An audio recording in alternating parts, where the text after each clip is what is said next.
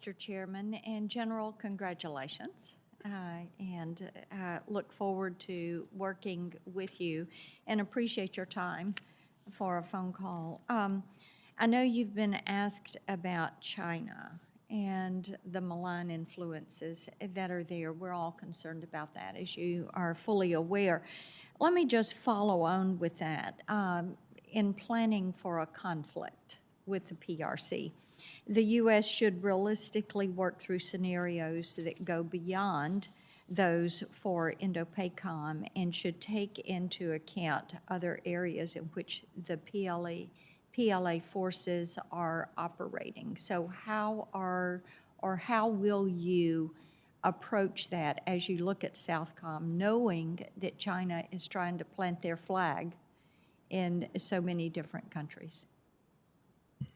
Well, thank you, Senator. I share your concern with that. And as we watch all the Belt and Road Initiative, the BRI, and 19 countries in Latin America that have signed on to that with infrastructure projects, they come with very sophisticated plans in order to capture the interest of the countries willing to loan billions of dollars as well.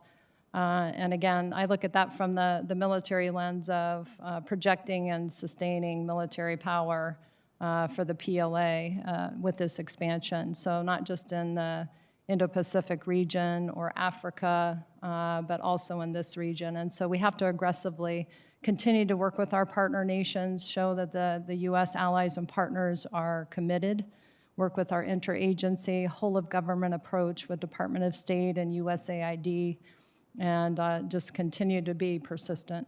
I appreciate that. I'm pleased to know that you are attentive and thoughtful about how that would be approached. We discussed ISR when we talked, and my concern about the lack of attention on ISR in the Southcom AOR, and the President's new over-the-horizon strategy that relies on basing ISR support far away from the battlefield is something that is of concern to me because it will put constraints on DoD's ISR availability, and this compounds the challenges that Southcom already has with its ISR allocation.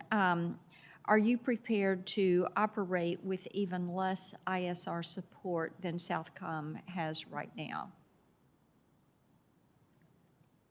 Senator, certainly that's a concern, and as Admiral Fowler has said, being able to interdict is very important. Obviously, you can't interdict what you can't see. And so going forward, as I've seen what Southern Command has done, being innovative with the tools that are available, 21st century tradecraft of being able to use AI, machine learning to be able to data mine open source information, utilizing the interagency as well as partner nations and their sharing of information and things like that in the AOR. But if confirmed, Senator, I will absolutely aggressively work towards that. And if I will do an assessment immediately upon taking command if confirmed and come back to the Secretary of Defense with whatever is needed in addition to that. I appreciate that. I would like to get your assessment. This could be a question for the record, or Mr. Chairman, we may want to have this as something right after you are confirmed. I think it is important to have an assessment of the ISR availability, and it needs to be a compete and win strategy in the utilization of ISR. And I'm concerned that we are not setting you and our troops up for success in the Southcom AOR. We know that China is very aggressive in this area, so I'm going to continue to work to focus on these. I do have I'm about out of time. I will send to you for the record, Senator Warren touched on the trafficking and border security.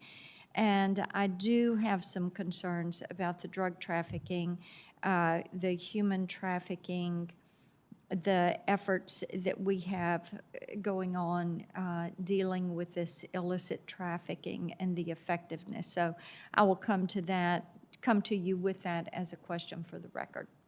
Thank you. Yield back.